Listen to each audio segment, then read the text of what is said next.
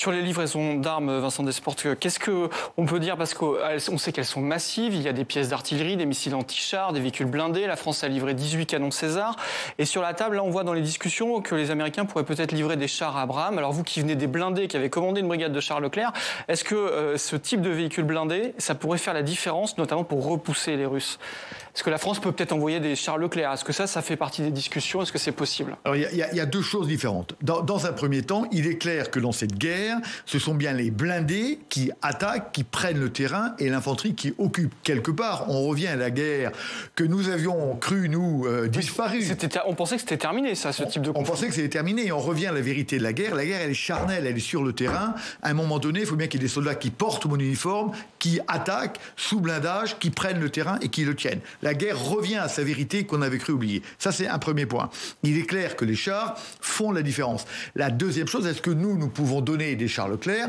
Eh bien, honnêtement, j'en doute. Pourquoi? Les Américains ont des milliers d'Abrams. L'armée française a peut-être au maximum dans ses stocks 200 chars Leclerc, dont je dirais une moitié qui fonctionne, compte tenu des dégradations de nos stocks de pièces entraînées par la dégradation des budgets militaires depuis 25 ans. Donc on a déjà donné un tiers de nos Césars. Je ne suis pas sûr qu'il faille donner encore un tiers de nos Charles Leclerc qui nous resterait en gros et qui nous laisserait avec un régiment en état de fonctionner en France, je dirais. Ce ne serait pas raisonnable. Mais ce qui prouve aussi en creux qu'il est temps que l'armée française prenne en compte la réalité de la guerre et s'équipe à nouveau des stocks qui permettent de tenir un certain temps dans la guerre qui revient et qui est une guerre un peu peut-être à l'ancienne, mais c'est cette guerre-là qui revient. Cette guerre que nous avons cru morte. Et donc l'armée française, elle n'est pas prête aujourd'hui. L'armée française n'est pas prête. Nous sommes devenus une force de police internationale excellente, remarquable. L'armée française est la meilleure armée européenne, sans conteste, dans ce genre de mission. Mais nous ne sommes pas une armée prête à la guerre de demain. D'où les mesures qui sont d'ores et déjà prises par le gouvernement.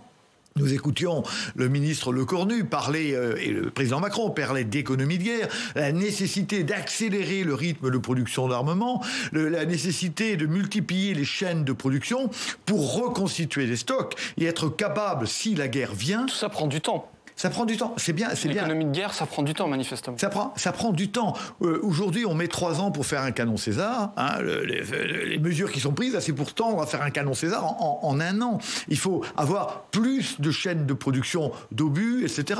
Nous, la France doit se repréparer à la guerre qui existe et qui peut venir. Ne pensons pas que cette guerre-là, elle va s'arrêter, que ce sera terminé et que nous pourrons, nous, Européens, nous rendormir dans l'illusion que nous avons tué la guerre. Non, la guerre, elle existe tout autour de nous. Et à force de croire que la guerre était morte, la guerre revient, et dans sa forme la plus brutale, la plus ignoble, c'est la guerre que les Russes font aujourd'hui en Ukraine.